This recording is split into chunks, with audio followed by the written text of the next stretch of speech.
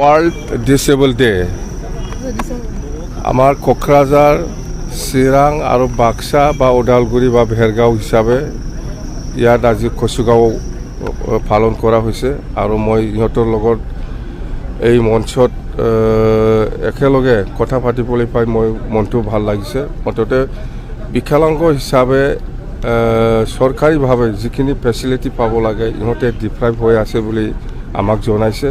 কিন্তু আগত BTC আমাৰ চৰকাৰ থকা সময়ত BTC অঞ্চলত যিমান বিকলাংগ আছে সবে ভাল সুবিধা পাইছিলে। কিন্তু এই প্ৰমোদ বড়ো চৰকাৰৰ দিনত বিকলাংগ হিচাপে ডিসেবল হিচাপে যিখিনি ফেচিলিটি পাব লাগে ইয়াত ডিপ্ৰাইভ হৈছে বুলি ইহঁতে আমাক জনাইছে। মুঠতে আমি যদি ভগৱানে বা ঈশ্বৰে বা আল্লাহে যদি মৰম কৰে 2025 যেতিয়া চৰকাৰ আহিব আমি কথা দিছোঁ যে ডিসেবল পাৰ্চন হিচাপে যিখিনি চৰকাৰী সুবিধা পাব লাগে ইয়াত আপোনালোকে ডিপ্ৰাইভ নহ'ব।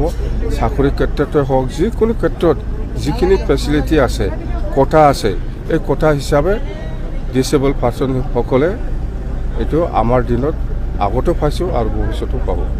দেখা গৈছে যে খাম্পা বৰগোহাঁই বিজেপিত যাব বুলি এটা চৰ্চা চলি আছে, এই বিষয়ে কি ক'ব? নাই খাম্পা বৰগোহাঁইয়ে খাম্পায়ে বিজেপি যাব বুলি ময়ো শুনি আছে ক'ৰবাত বাতৰিত বা মোবাইলত বা ছ'চিয়েল মিডিয়াত। কিন্তু মই আজিলৈকে খাম্পাক বিজেপি দলৰ কিবা টপি পিন্ধাটো মই দেখা নাই, সেইকাৰণে মই একো ক'ব নোৱাৰি আজিৰ দিনত।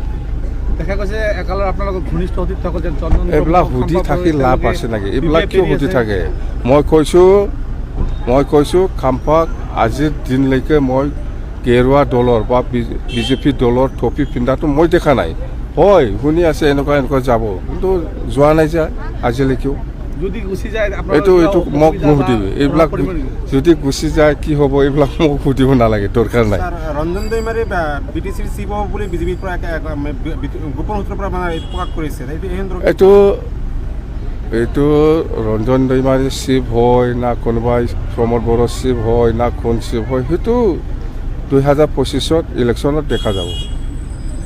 25 ইলেকশ্যনৰ পিছত আপোনালোকে বিজেপিৰ সৈতে কিবা মিত্ৰতা কৰাৰ সম্ভাৱনা নাই ইলেকশ্যনটো আমি নিজাববীয়া খেলিব, ইয়াত কি মিত্ৰতাৰ কথা আহে? ইলেকশ্যনৰ পিছত যদি এনেকুৱা পৰিস্থিতি আহে এইটো ইলেকশ্যনৰ পিছত ৰিজাল্টৰ পিছত দেখা যাওক কি হয়, সেইটো মই আজিৰ দিনত মই ক'ব নোৱাৰে। এতিয়া ইলেকশ্যন হ'ব 2025 এপ্ৰিল মাহত হ'ব লাগে। ইলেকশ্যন ৰিজাল্টৰ পিছত সেইটো কি হয় দেখা যাওক, কিন্তু আজিৰ দিনত একো ক'ব নোৱাৰে, কথা সেইটোৱে দেই।